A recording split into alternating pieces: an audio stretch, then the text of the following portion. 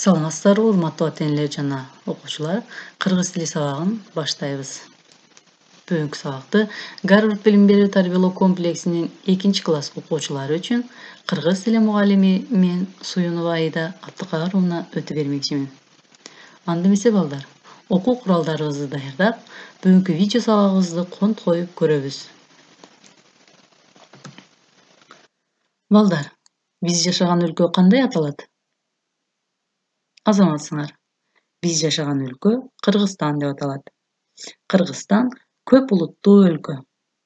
Өлкөбүздө көптөгөн улут өкүлдөрү жашайт. Ал эми борборубуз Бишкек шаары. Демек балдар, бүгүнкү числону жазабыз, темабызды коебуз. Бүгүнкү биздин өтүлүүчү темабыз Кыргызстандын борбору.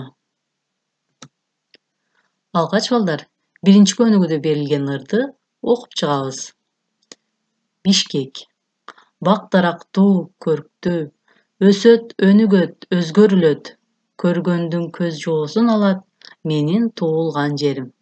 Мынакей балдар, ырды окуп чыктык. Эми силер да өз алдыңарча ушул ырды көркөм окуп көргүлө.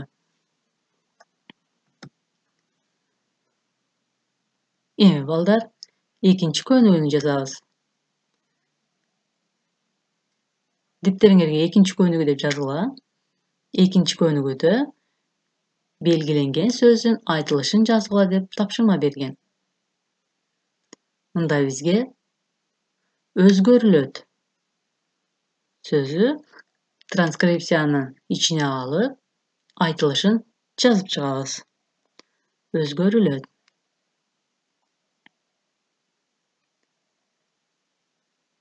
Эгерде экинчи көнүгүүдө берилген тапшырманы аткарып бүткөн болсоңор, төмөндө берилген сөздөрдү жана сөз айкаштарын эске сактап калууга аракет кылабыз. Сөз айкаштарын чогуу окуйбуз.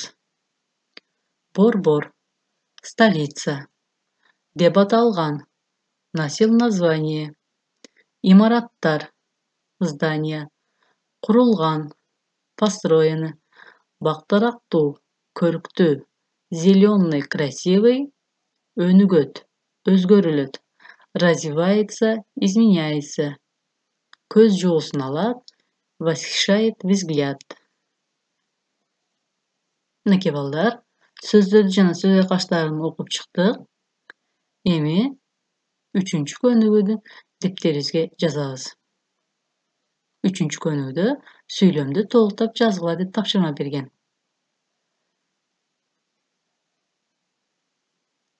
Бишкек кандай шаар? Бишкек бак-дарактуу, көрктүү шаар. Кайталаймын. Бишкек бак-дарактуу, көрктүү шаар. Эми балдар, төмөндө берилген Бишкек шаары жөнүндө текстти окуп чыгабыз. Бишкек шаары. Бишкек шаары Кыргыз Республикасынын борбору. Ал бак-дарактуу, көрктүү шаар. Мурда Бишкек, Фрунзе деп аталган. Азыр Бишкекте көп кабаттуу имараттар, турак үйлөр курулган.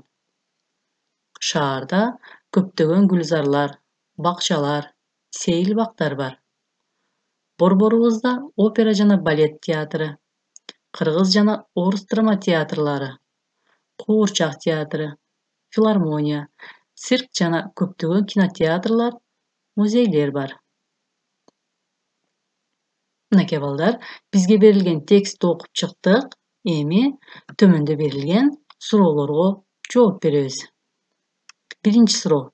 Бишкек шаары кайсы республиканын борбору?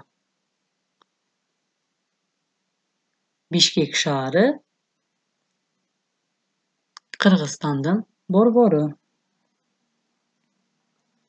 Мурда шаар кандай аталган? Мурда шаар Бишкек, Фрунзе деп аталган.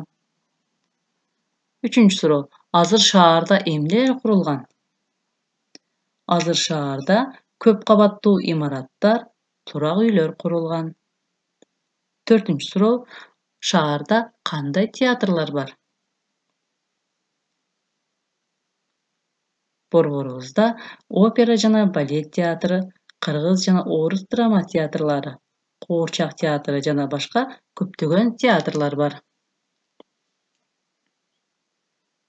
Мынакей балдар, суроолорго жооп берип да алдык. Эми үй ишин белгилеп жазып алабыз. Үй иши Бишкек жөнүндө ырды жаттоо. Ырды көркөм окуп чыгалы. Бишкегим, Бишкегим, борборум сен, бүтүндөй жүрөккө орнодуң сен, бактылуу сеземин түшкө кирсең, бар болгун Бишкегим сен. Мынакей балдар, ырды окуп чыктык. Эми силер үй иши ушул ырды жаттоо деп белгилеп жазып алгыла. Балдар, эгерде үй ишин белгилеп жазып алган болсоңор, мен силер менен коштошомун. Урматтуу ата-энелер жана окуучулар, көңүл бурганыңыздар үчүн чоң рахмат. Саламатта калыңыздар.